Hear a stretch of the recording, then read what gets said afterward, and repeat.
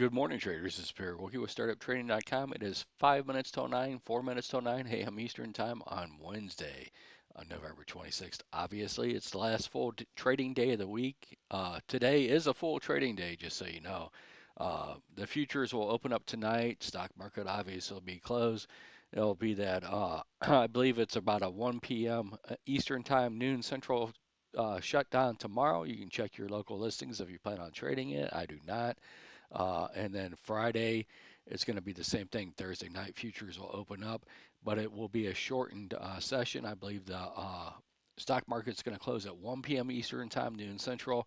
Futures will close, I believe, at 1:15 Eastern or 12:15 Central. You can check your local listings on that as well, but it will be an early close for sure on Friday.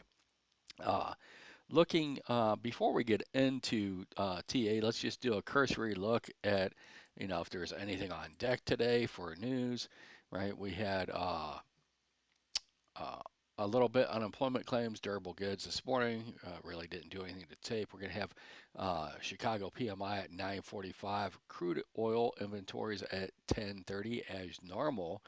And then at noon, we're going to have Natty Gas, if you play that.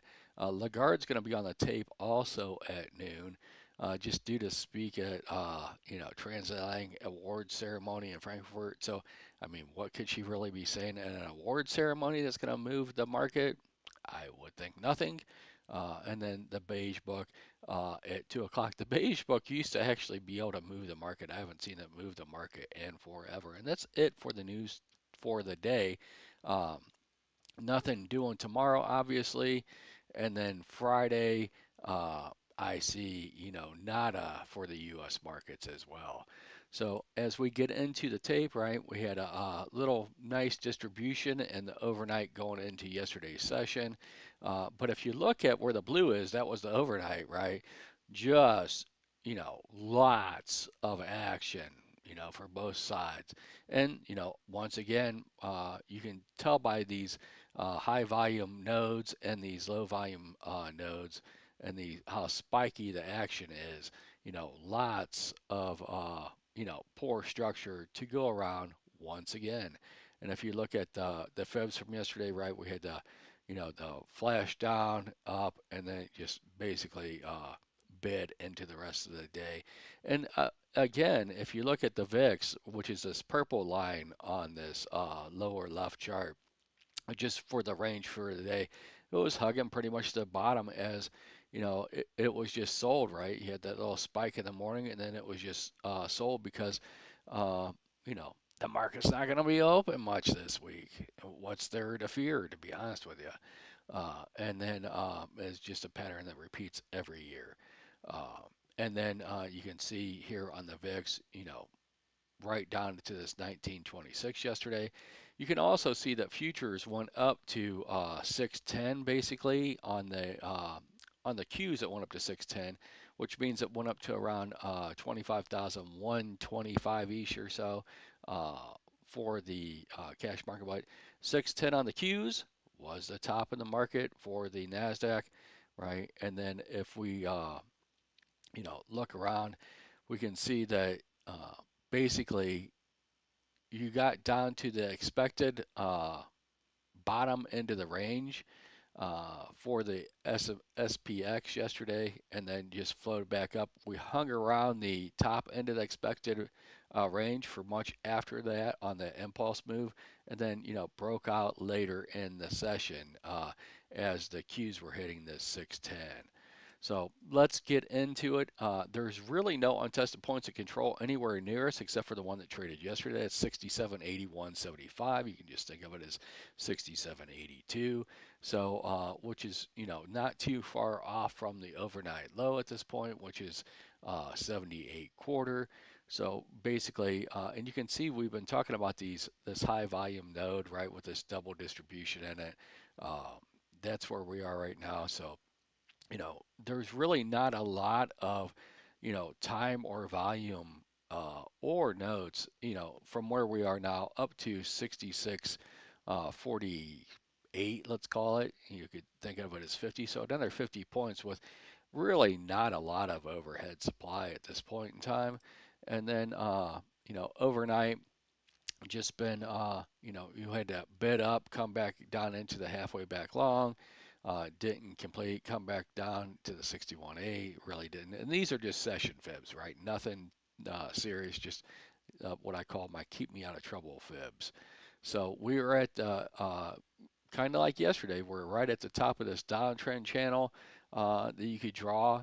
Not that, it could be totally insignificant, but we'll see if it just produces a little bit of a range that we get some retracement to get rid of some of this overnight long inventory. Uh, Poor structure, again, as I mentioned, we're above, right? These green boxes were the poor structure from yesterday's session, if I could speak. And then this red, you can see we're holding up above it. So we could get, right, a little bit of a pop and flop. We'll just have to see how much the VIX can actually get bid today. That's the title of my video. Can time and uh, uh, vol continue to be sold today, right, with the holiday week? Uh, as we are. So you've got this is the top end of this distribution. You can see that yesterday, as of the close, institutions and large traders didn't think we'd get any traction above, you know, this split in the distribution or this separation in the distribution for the ES, right? This red box. So basically 25, 275 to 280, and then right at this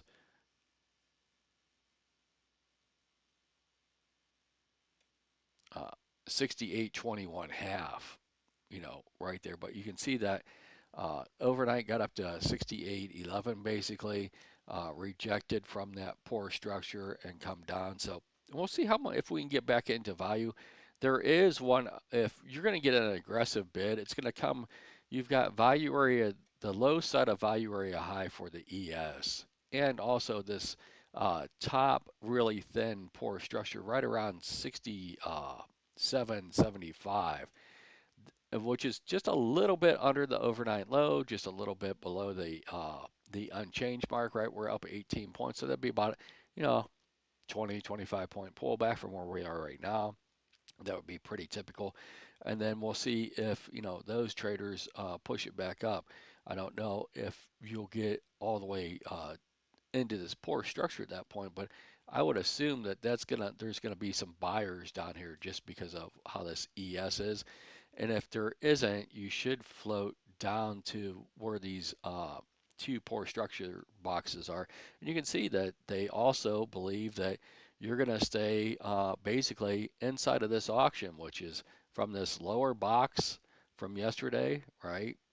The green box up into just above the red box. And for the Nasdaq, it's a similar story. They're expecting us uh, just to stay within this range, right? So basically, you're expecting it from 24,875 uh, up to 25,280 is the playing field, unless the VIX really starts dropping, right, to let us get above this high and maintain above the high, or the VIX starts rising and really holding in. And then if the VIX does start rising, all I would look for is to go down to the NQ point of control at 24,800 or in and around that area. The settlement, uh, I'm sorry, yesterday's bell open and the euro close yesterday were both right around this 24,857 on the NQ. That will be if you're going to go anywhere as a magnet draw, just to flesh some people out before the euro close, that would be the price point that I would think that you could get to. I'm not going to beat up positioning too much. I've got it marked on the charts. Uh, so just, watch this 610, 609 half as the floor, right? So basically yesterday's high end of the range, and you can see where the blobs are. And I think, on a most optimistic view, we could get up between 613 to 615 today. I don't think you're going to maintain up there into the close. as day traders, what do we care where we close at, to be honest with you. Uh, and then if you get a flush down, you should get, right into this little area. So I hope this helps. We'll see what Jack's looking at next. If for those that aren't going to be around on Friday, well, regardless, I hope everyone has a great Thanksgiving. If you're traveling, I hope you have safe travels. I hope you enjoy the time with family and friends. And I'll talk to you on Friday morning.